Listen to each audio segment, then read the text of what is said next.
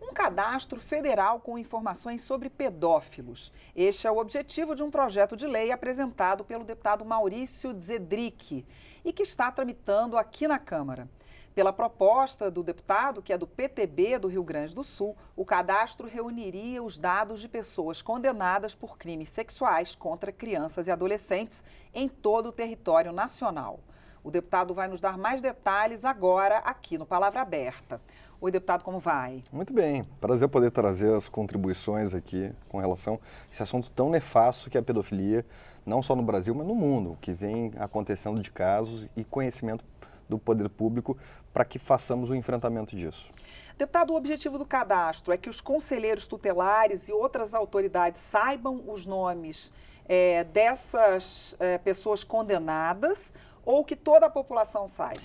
Essa é uma proposição legislativa que tem um espelhamento naquilo que eu, enquanto deputado estadual, pude fazer no Rio Grande do Sul, que é a criação desse programa, desse projeto, que se tornou lei lá no Rio Grande, que é a Lei do Cadastro de Pedófilos. Na verdade, é uma plataforma de intercâmbio de informações, onde nós reuniríamos os conselheiros tutelares, membros das secretarias de assistência social, saúde, Ministério Público, Brigada Militar, Polícia Civil, todos os atores que combatem a pedofilia em torno de uma plataforma para acesso a informações daquilo que está sendo investigado, do comportamento das pessoas que foram condenadas, em situações que se encontram no que diz respeito à reabilitação penal de cada agente. Nós sabemos que tem um número muito grande de casos acontecendo.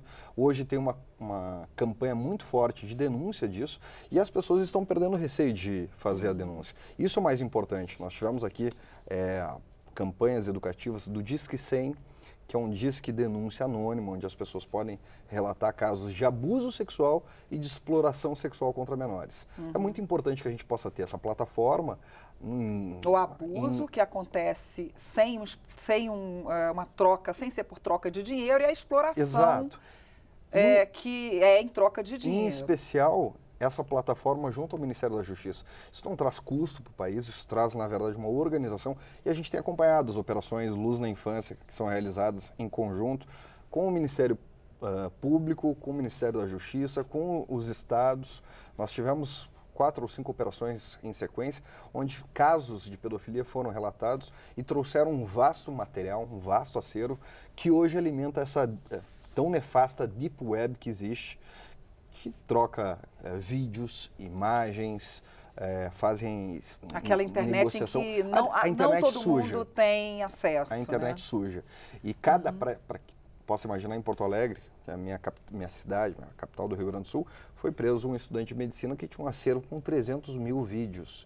Só que quando a gente fala em um vídeo de pedofilia, a gente acaba não tendo a noção completa que um vídeo de pedofilia traz a exploração ou abuso sexual de uma criança de colo. Os casos relatados aqui em 2018 no país relatam mais de 17 mil denúncias. E considerando esse volume de denúncias, cerca de 50% são cometidos com crianças de 1 a 5 anos. Então, para cada vídeo, uma imagem... Diz que 100, relativo a 2017, já fala até em 20.330 casos, um aumento de 30%. De 30%. Né?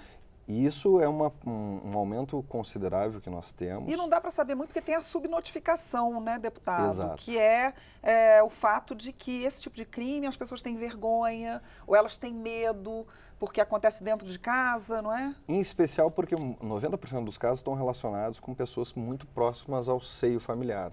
O pai, o padrasto, o tio, o irmão.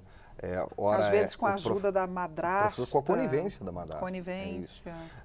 O professor da escola, o líder religioso, o motorista da van, o tio da pipoca. Então, são casos que precisam ser expostos e esse projeto caminha nesse sentido, para que a gente possa ter um banco de dados com informações corretas, onde o agressor, na verdade, esse monstro que comete uma atrocidade dessa, possa estar relatada para que as autoridades competentes façam um acompanhamento até a sua reabilitação penal. Isso é o mais importante, que a gente tenha um monitoramento completo. Pois é, o senhor fala em reabilitação penal.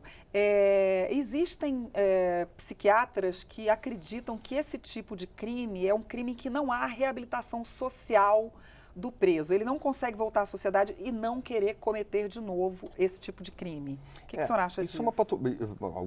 Existem teses, existem correntes que defendem que é uma patologia e que, portanto, o tratamento deveria ser outro. Num país e num entendimento que tem a sociedade brasileira, o homem médio brasileiro, a gente sabe que isso é um crime, precisa ser combatido com a veemência que nós queremos que seja trazido à luz do Código Penal e do Código de Processo Penal.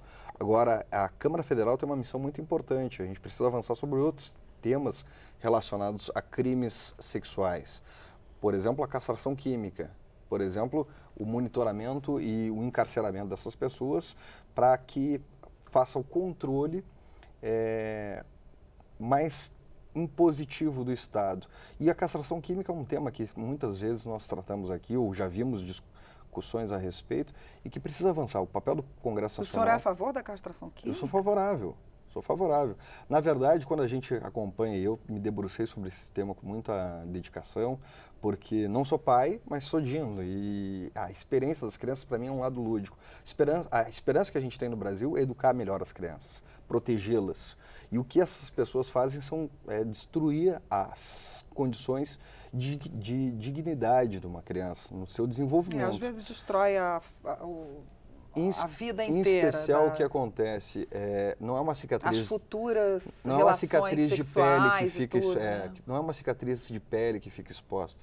A pedofilia, o abuso sexual contra uma criança, contra um adolescente, a recorrência que isso tem tido em muitos lares e que precisa ser denunciado, acaba oferecendo cicatrizes na alma da pessoa, no seu sentimento mais interno, e que realmente prejudica o desenvolvimento da pessoa.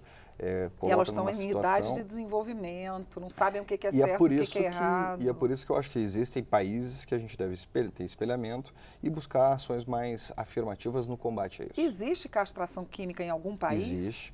E quais, o senhor sabe? Esse tema é um tema que eu tenho particularmente acompanhado aqui na Comissão de Segurança, já foi tratado muitas vezes. Existem teses de que a castração química não resolveria o problema por completo, mas ela inibe a libido. Tudo que possa inibir a libido inibe o apetite sexual. Se essas pessoas são patologicamente doentes, inibiria a causa de agir. Então, isso seria em caso de condenação em primeira instância já? Porque vai que, não sei, não era o que verdade. a gente está justamente decidindo agora. A antecipação da culpabilidade. Foi votada recentemente na Comissão de Constituição e Justiça a alteração desse texto através de uma PEC. Então, se o Congresso realmente aprovar essa PEC, a partir da condenação em segunda instância já teria condições de aplicar a pena.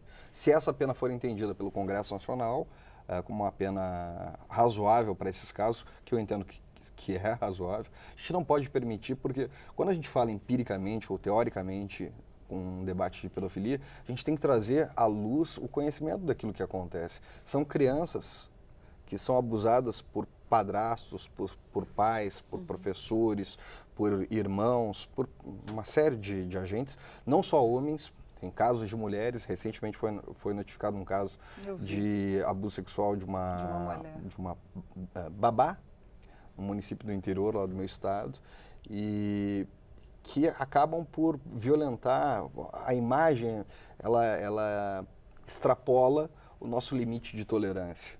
O cadastro, voltando ao cadastro, né, porque a castração química ainda não está nesse projeto, o cadastro teria uma foto do agressor? Foto, endereço,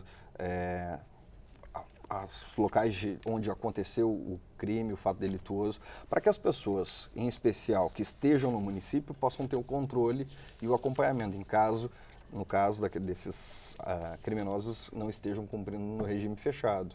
Por exemplo, ele foi liberado, está no semiaberto, ele passa a ter o acompanhamento dos órgãos de prefeitura, como é o caso do conselheiro tutelar, como é o caso das secretarias de assistência social, de saúde, que atendem na rede básica, eventualmente, as famílias. Eu conversei com o deputado Maurício Zidrick, do PTB do Rio Grande do Sul, sobre um projeto de lei dele que cria um cadastro nacional de pedófilos. Eu sou Mariana Monteiro e este é o Palavra Aberta. Você pode rever esta e outras edições em câmara.leg.br/palavra aberta. Até mais.